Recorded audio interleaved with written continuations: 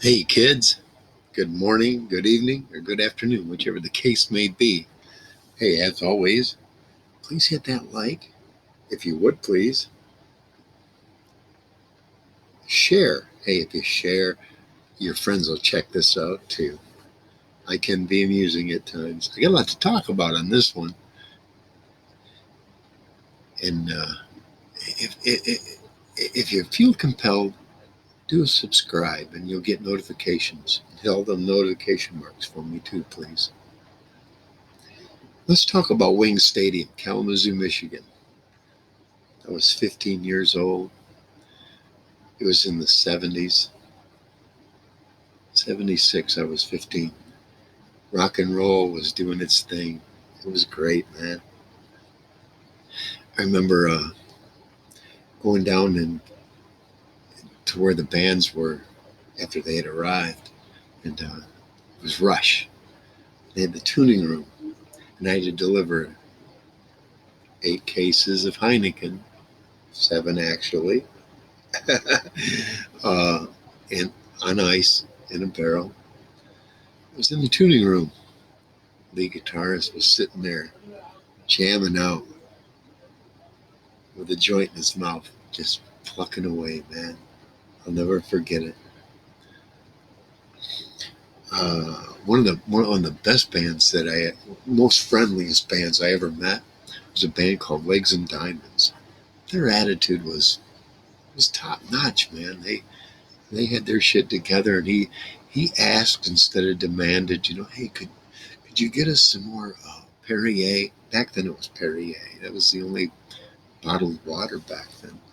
And I told him, I says, I had a I had a 12 pack on ice sitting up in my storeroom waiting for just such an occasion. So I brought it down to him. But I tell you, out of all the bands I saw, 99% of them were dickheads. They were assholes. The minute something didn't go the way, Roadie! Roadie! And you knew you were going to get your ass chewed. Even if you were in the right and you did everything you were supposed to. It's crazy. But I tell you, another great time was when Mac Davis and Jerry Reed came. We were able to go out back of the stadium and have barbecue chicken with them. And Mac Davis would take requests, about subjects, and he'd play funny tunes, man, on acoustic. It was a great time, man. I'll never forget that. Speaking of country, though, like country music, the attendance was starting to really. Not many people were showing up to the country players anymore.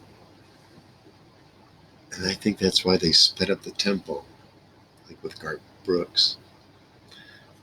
Anyway, there were times that we'd have different promoters there, and a bunch of us people, because I headed up the storeroom and assistant manager of concessions at a very early age. And we'd all kind of gather with the promoters and stuff and walk to concession stands. Sometimes we'd go in the concession stands, open up a cooler, pull out a bag of pepperonis for the pizzas that were there, and of course, draft beer. Yep, always right there. That's a hell of a thing for a kid at 15, 16 years old. But that's what would happen. Uh, we also had a little secret there, knowing this.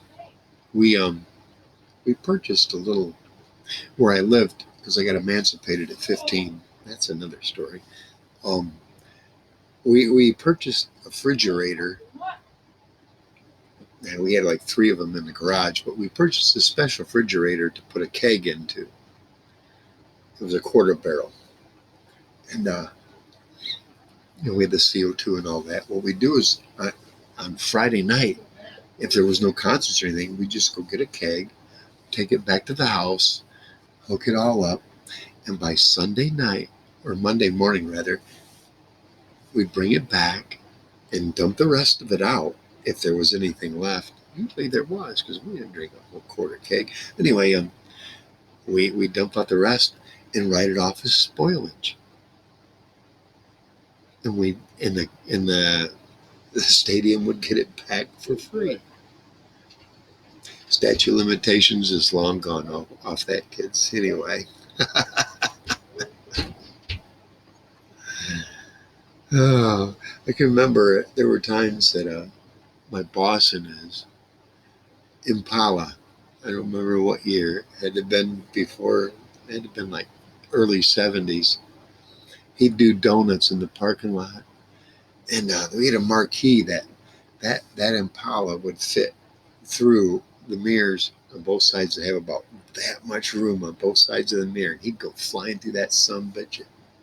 It's 50, 60 miles an hour sometimes. And then as soon as he got through them, he'd start donutting.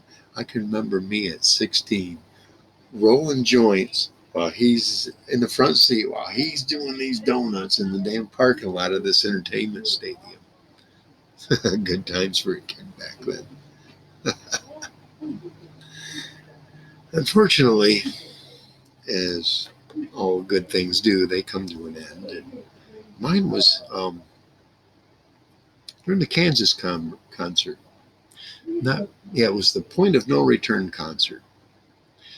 Part of the writers' list was Fifth of Canadian Mist. Well, they didn't get their Fifth of Canadian Mist. I wasn't much of a drinker back then, and I did consume it, a lot of it. I remember handing it off, but after that, what I did is I told them I was sick, took the rest of the evening off, and went up into the stands and started drinking that Canadian Mist. Like an idiot. You gotta imagine, I was 16, didn't know any better. I wasn't much of a drinker. I ended up very ill the next couple of days, but I also lost my job. But hey, those are the consequences you pay when you act irresponsibly. Thanks, kids. Hey, hope to see you on the next one. Learn a life lesson from that. Peace out.